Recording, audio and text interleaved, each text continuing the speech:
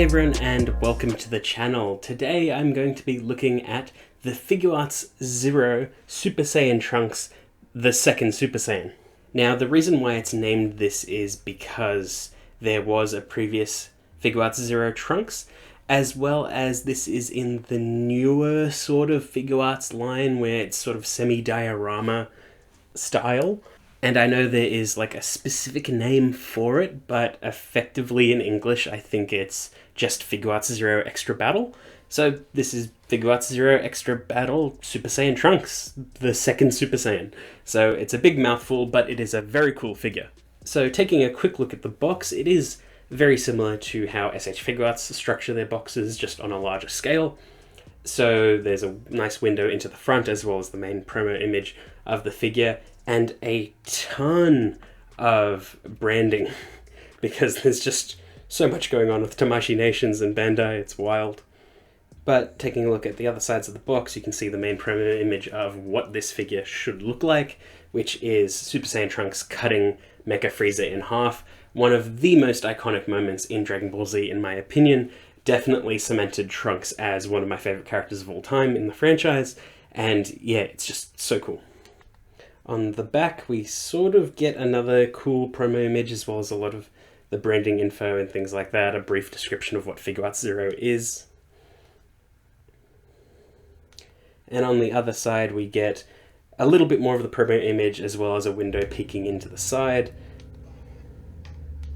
On the top, same thing, little window, promo image. And on the bottom, a continuation of the main promo image and another name of the figure. It's just very standard. It's just trying to make sure that you can see the figure from every angle, depending on if it was on a shelf in a store. Because this box is pretty damn big for a figure that is technically not that large in sort of scale, because the Figuarts Zero line typically scales in the same sort of height as the s.h.figuarts line. It's effectively an s.h.figuarts if it was a statue. But anyway, let's open it up and have a better look at the figure. Now, it all comes in one piece, but here is the glorious Super Saiyan Trunks slicing Mecha Frieza in half in all its glory. It is just fantastic, perfectly captures that moment when he caught Frieza off guard, just about to split in half. There are some incredible details in this figure, and we are definitely going to be looking at all of them. This is just so cool. I've been waiting for this figure for so long. I actually bought it as soon as it came out, but I haven't had a chance to open it until right now, and it's very cool just seeing it in person. It's so nice. I'm so happy.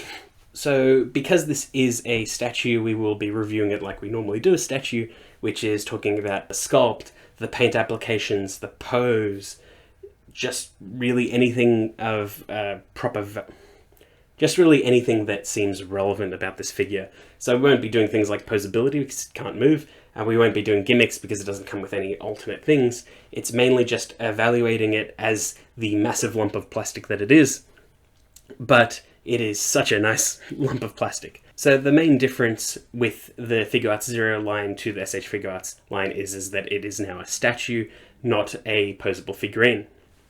Because of that, as a statue, practically everything is painted on this figure, instead of being just molded plastic.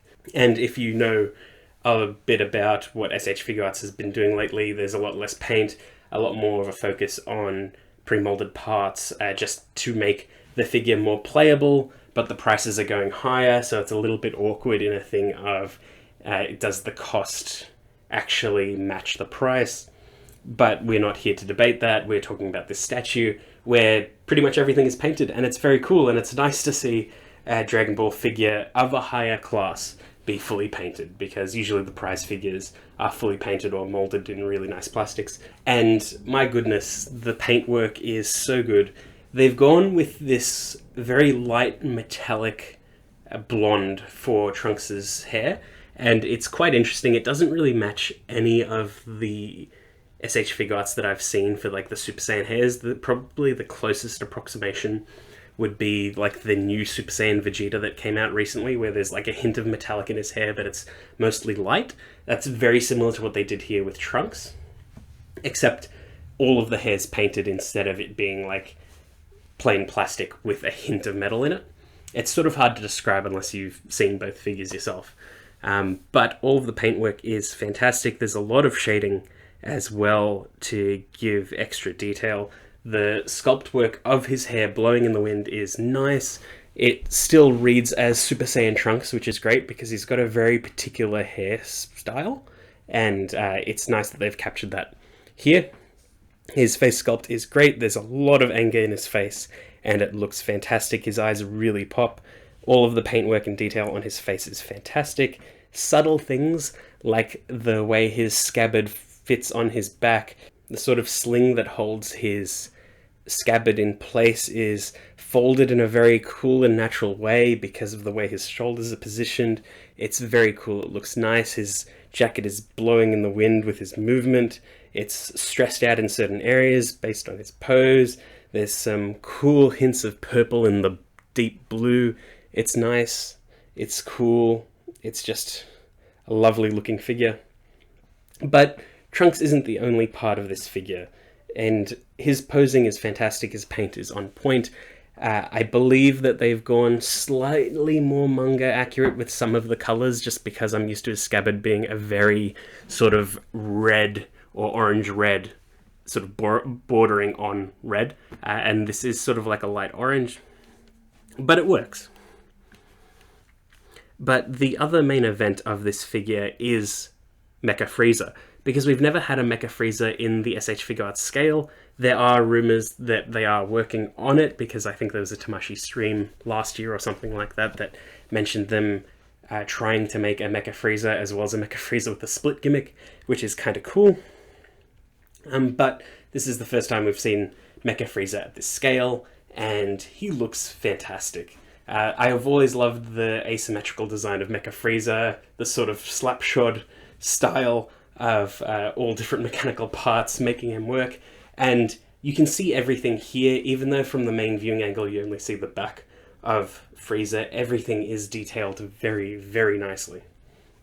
So I also really, really like the skin tone that they've used for Frieza, because it's very hard to get that sort of white or off-white with shading look that Frieza has. Looks really nice. The only thing that I would probably change is making the purple gems a little more vibrant, like what the s.h.figuarts did. That being said, the s.h.figuarts have had 3 different releases of Final Form Frieza, where they've changed how the gems work every single time, so I don't know. But taking another angle from this figure, you can see just how nicely sculpted Frieza is.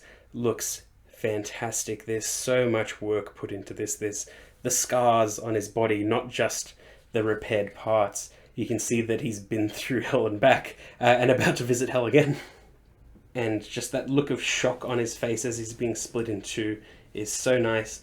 The beauty of the actual split sculpt is also very cool, because there are parts of the figure that are slightly off center now or split, like the tail is elevated a little bit where the split is, so you can see him literally about to split in two, which is so cool.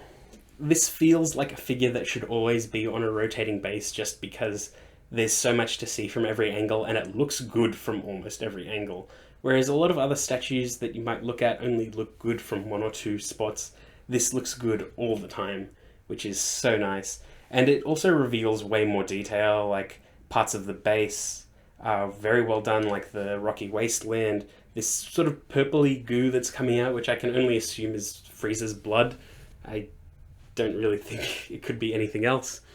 We also have to mention the beautiful slashing effect, which looks quite natural. It's like a quick draw sort of look, where it goes thin to large to thin again, with sort of wispy waves going around his sword. It's just really, really cool. There is some shading put in that too, to sort of indicate the start and end points of the slash. It's just very well realized. I said I'd go through painting and sculpting and things like that, but it feels way more freeform than that. It's more just me gushing about the figure because it just looks nice. So I do know that Figuarts Zero aren't known for the best paint sculpts. In particular, unfortunately, in the Extra Battle line, I have heard some horror stories about some of the earlier figures, like the Dragon Fist Goku, which I do have, and yes, it does have paint errors on it, and the Super Saiyan Gogeta, which I've bought twice because of a fault in the figure, which is annoying, but the paint is inconsistent on both of them, which is a bit of a shame. But yeah, there are issues generally with the Figuarts Zero line. Generally, you're not going to see it because how far away you look at them and looking at the whole picture, it's a very, very minor issue in the grand scheme of things.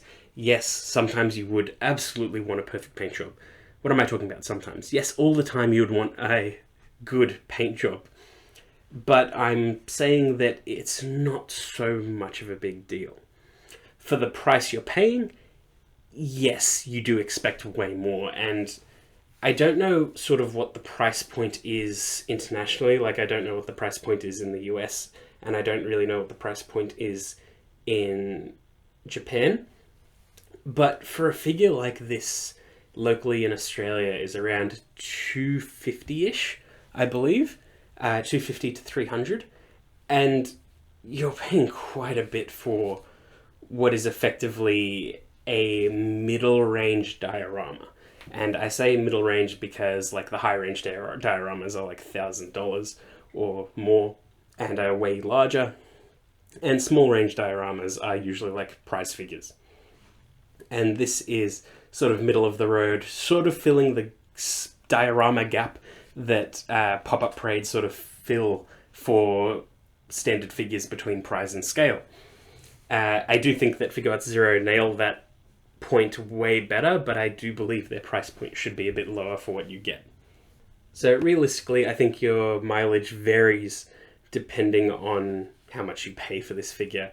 I do absolutely think it is fantastic and it is worth a buy, but at what price is it worth a buy? That is the big question. I paid quite a bit for it. I don't really regret it, but I did notice that it dropped quite a bit on resale, which is a bit of a shame, and I could have gotten it cheaper, but I really wanted my Trunks as soon as he came out, even though I'm reviewing him, I don't know, it's like 9 months after it came out, or even later. But I've got it now, and it's cool, and I've got it out of the box now, and it's great. Yeah, so basically what I'm trying to say is these aren't perfect, and they are quite expensive, at least where I'm from, and I don't really know if the price matches it quite so much, but the style of the figures is pretty much unmatched. I have rarely seen a Figuarts Zero figure that is not cool or dynamic in some way.